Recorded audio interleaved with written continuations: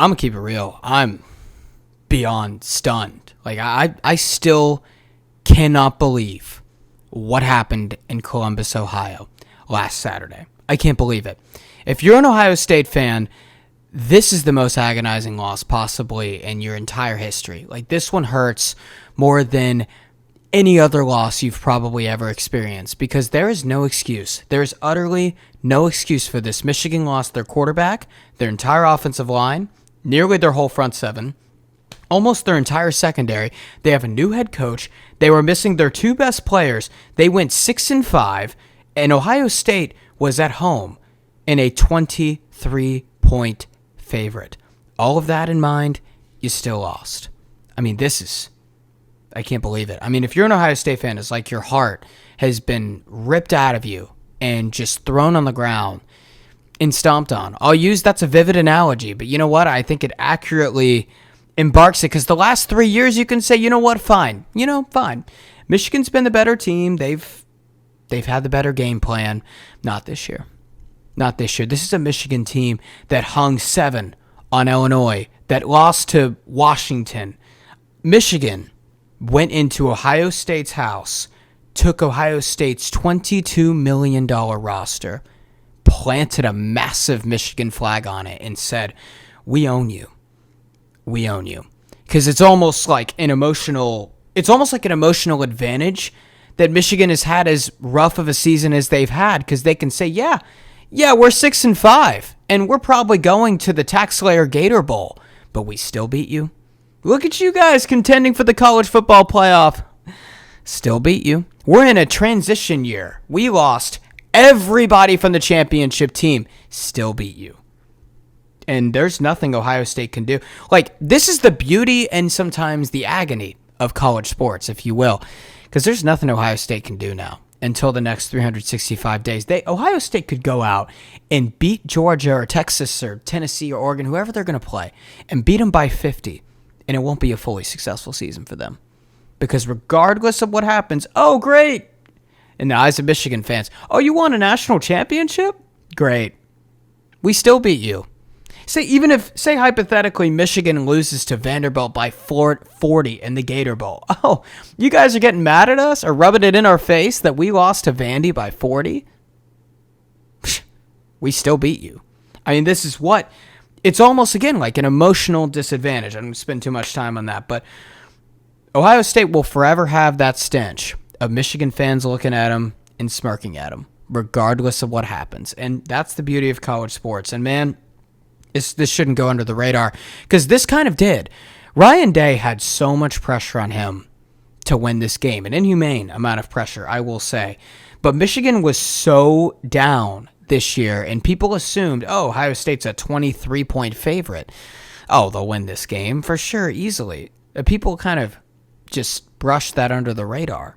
All of a sudden, Michigan wins, and here we are. And you know what? For Ohio State, I'm going to say this, man. This is something deeper. Ohio State has never been the lesser talented team than Michigan. If you look at how they've been recruiting against Michigan, they've actually been severely out-recruiting Michigan these last 4 or so years on a higher level than they are. But Michigan wins year in and year out. Why? They don't have the talent that Ohio State has. They don't have $22 million of an NIL fund to pay for a roster like Ohio State has. So you have to look at this and have to say it's something deeper. It's something that box scores can't quantify. It's something that recruiting ratings can't quantify. It's something deeper. It's something that the spreadsheets, that the ratings, that the numbers just can't comprehend. Because, man, Michigan, you know what they did? They dragged Ohio State down to their level this year, like you could say they've been doing in years past, the last 4 years. Definitely this year, especially this year. They dragged Ohio State down to their level, and they beat them with experience. That's exactly what they did. 62 passing yards as a team, Michigan. I repeat, Michigan had 62 passing yards. You would have told me at the beginning of the season, hey, Harris, Michigan scored 13 points at the Big House. They passed for 62 yards, and they had 2 turnovers. I probably would have looked at you and said, okay, Ohio State probably won by 30 plus. They probably crushed them. Nope. And that's the thing that makes this just even more painful. And you know what? In the eyes of Michigan, this is A season that looked like you were just throwing it away in the dumps, this is a successful season. I use that analogy. I'm going to use it again. Michigan could go to the Gator Bowl. They could get their butts whipped by Arkansas. You could say, hey, look, we just lost to Arkansas. We just got crushed by them. We still beat you. Isn't that embarrassing? Doesn't that show that we are at this type of level? We're transitioning. We've lost all of this talent. We're rebuilding. And you guys are here contending with the most expensive roster in the country. And we're still beating you at your place. It's sort of like, when Duke, not to this extreme, but college hoops example, when Duke made the Final Four in 2022, for any type of program, making the Final Four is a remarkable season. That's a season that should never be forgotten in college basketball. But guess what? Duke lost to Carolina in the Final Four. They also lost to Carolina in Coach K's last game. So you know what? If you're a Duke fan, it's not a successful season. As a matter of fact, it's a season you want to block out. It's a season to forget. Same thing goes here for Ohio State. If they make it, a national championship would be nice. Obviously, I'm not saying that they should block it out if they do that, but this is a tough pill to swallow, and it won't ever be a fully successful season for them this year, just simply because of this. And you know what? In terms of talking about the game itself, because I've talked to the fan base, Knowles coached a great game, man. Gave up 13 points on 2 turnovers from Ohio State. You've got to look at this offense and say, what on living earth happened? Because, man, first off, Ohio State, this is something that did fly under the radar. Especially this is important when you're playing a team that's, regardless of how they've been very good in the trenches like Michigan, Ohio State was missing multiple starters on the offensive line. They've had a lot of injuries at that position. And the offensive line, man, I can't stress this enough. It's the foundation of your team. Like receivers, quarterbacks, running backs, those positions need the offensive line to be good. The offensive line doesn't need a quarterback to be good. It doesn't need a receiver to be good. It just needs to be good themselves. And it's clear that Ohio State's offensive line depth is not where it needs to be. And that was displayingly shown last Saturday. And you know what? That came to cost him because Will Howard was under pressure on 50% of his dropbacks. According to PFF, 50%. Ohio State, for that matter, their run game hasn't quite been as on par as you'd expect, with them getting Judkins in the portal and Travion, who's high heralded NFL prospect.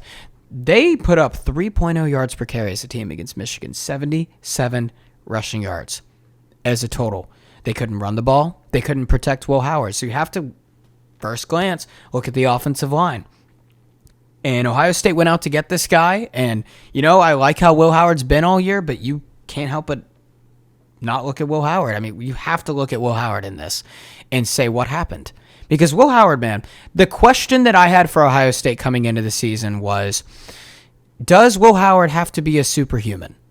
Does Will Howard have to be a superhuman for Ohio State to win a national championship? Will Howard didn't need to be superhuman last Saturday. Will Howard needed to be Will Howard last Saturday. And he threw 2 picks. That interception to Carnell Tate, a route where you could blame the route a little bit, where when you run an out route like that, you've got to run into the corner and you've got to sell a fly route and you've got to, bam, explode to the sideline.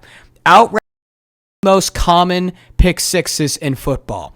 Because if a quarterback tries to hit a guy on an out and he underestimates the speed of the defensive back coming from the edge, bam, all of a sudden he's got nothing but green grass in front of him. If he stayed in bounds, that would have been a touchdown. Well, that one you could say is on Will Howard. Clearly, it definitely is. And that one is on, maybe Carnell Tate could have run a better route. It's little things like that. Also, shout out Michigan. Kicking game was great. Special teams game was great. They ran the ball well. And yeah, they started a former walk-on at quarterback and beat Ohio State.